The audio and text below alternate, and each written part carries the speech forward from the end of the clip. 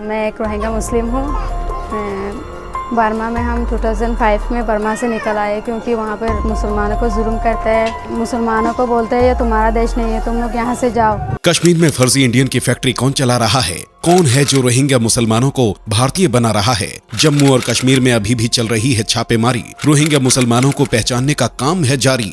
नमस्कार दोस्तों, जम्मू और कश्मीर में पाकिस्तान हमेशा से ही आतंकियों को अवैध तरीके से पहले बसाता है और फिर भारत के अंदर ही रहकर उन्हें ट्रेनिंग देकर भारत पर हमले करवाता है। ऐसे में भारतीय नागरिकों और आतंकियों में फर्क करना मुश्किल होता है। पाकिस्तान की तरफ से भेजे गए आतंकियों के साथ साथ अब रोहिंग्या मुसलमान भी जम्मू कश्मीर में बसने लगे हैं और भारत की एक और सिरदर्दी बढ़ गई है। रोहिंग्या मुसलमानों की जम्मू और कश्मीर की बसी बस्तियों को पहचान कर उनसे पूछताछ की जा रही है। कौन है ये रोहिंग्या मुसलमान और कैसे ये आकर बसे जम्मू और कश्मीर में? कैसे इन्हें नकली दस्तावेज मिले और किस देश के रहने वाले हैं ये रोहिंग्या मुसलमान? बताएंगे आज की हमारी इस वीडियो में। वीडियो को आखिर तक जरूर देखिएगा। वीडियो पसंद आए तो वीडियो को लाइक और शेयर जरूर कर दीजिएगा। रोहिंग्या मुसलमान म्यांमार से निकाला गया वो मुसलमानी तबका है जिसे आज तक अपने ही देश में दर्जा नहीं मिल पाया है। ये रोहिंग्या मुसलमान बांग्लादेश और भारत में अवैध तरीके से सालों से रहते आ रहे हैं। इन रोहिंग्या मुसलमानों को आखिर क्यों उनके ही देश में जगह नहीं मिल पाई है, आइए समझने की कोशिश करते हैं। वीडियो में आगे बढ़ें उससे पहले अगर आप एक सच्चे हिंदू हैं तो सब्सक्राइब करें फैक्ट मंत्रा चैनल को और बेल नोटिफिकेशन को ऑल पर लगाएं ताकि कोई भी वीडियो मिस ना हो।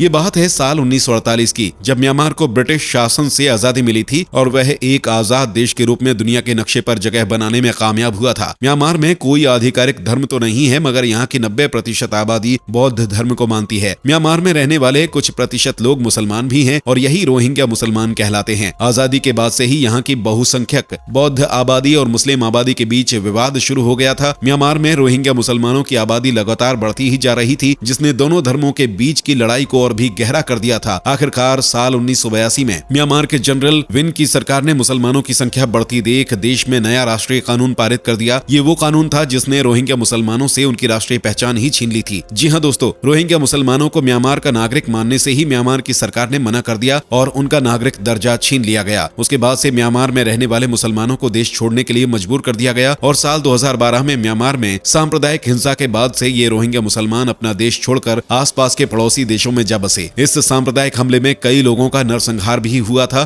तब से लेकर आज तक म्यांमार में रोहिंग्या मुसलमानों और बौद्धिस्टों के बीच में ये संघर्ष अब भी जारी है। अपने ही देश में पराये हो चुके ये रोहिंग्या मुसलमान अपने पड़ोसी देशों में अवैध तरीके से घुसने लगे। वक्त वक्त पर म्यांमार सरकार रोहिंग्या मुसलमानों को देश छोड़ने के लिए मजबूर करती रही है। सबसे ज्यादा ये रोहिंग्या मुसलमान बांग्लादेश में ही रहते हैं। दोस्तों, किसी भी रिफ्यूजी के आने से देश में न सिर्फ आर्थिक दबाव बढ़ता है बल्कि आंतरिक खतरा हमेशा बना रहता है। इन रोहिंग्या मुसलमानों के इरादों से सब वाकिफ हैं। ये लोग अपनी जान बचाने और अपनी जिंदगी को नया मकाम देने के लिए यहाँ आकर बसे हों बेशक, लेकिन इस बात में कोई दो राय नहीं है कि रिफ्यूजीज के रूप में घुसे इन रोहिंग्या मुसलमानों में से कितने आतंकी हैं और कितने सही इरादा रखते हैं, ये कहना मुश्किल है। हर देश की शरणार्थियों को लेकर एक ही पॉलिसी होती है, उन्हें कोई भी देश अपना नागरिक नहीं मान सकता है क्योंकि उसके लिए कानून बनाए गए हैं। लेकिन आते ही इन रोहिंग्या मुसलमानों को कौन दस्तावेज दे देता है? कैसे इन्हें यहाँ रहने के लिए पक्के मकान मिल जाते हैं और कैसे ये अपनी नई पहचान के साथ जीते हैं? ये बात सरकार के लिए एक पहेली है। सरकार का एक्शन अब शुरू हो चुका है। भारत के हर इलाके में इन रोहिंग्या मुसलमानों की पहचान की जा रही है और उन्हें उनके देश वापस भेजने की भी तैयारी शुरू हो चुकी है। आपको बता दें कि इन रोहिंग्या मुसलमानों की एक बड़ी आबादी जम्मू और कश्मीर में ही रहती है। अब जम्मू कश्मीर में रह रहे इन रोहिंग्या मुसलमानों की बस्ती पर भी छापेमारी शुरू हो चुकी है। इनके दस्तावेज खंगाले जा रहे हैं और फिर इनकी पहचान करके इनका इंतजाम भी किया जाएगा। जम्मू कश्मीर में कई जगहों पर यह छापेमारी हुई जिसमें इन रोहिंग्या मुसलमानों के पास सिम से लेकर वोटर ID कार्ड और कई जरूरी कागजात बरामद हुए हैं। कुछ रोहिंग्या मुसलमानों ने मीडिया से बात करते हुए ये भी बताया कि वह यहाँ पिछले 4-5 सालों से रह रहे हैं। कुछ लोगों ने तो अपनी बहन बेटियों की शादियां तक यहीं आकर की हैं।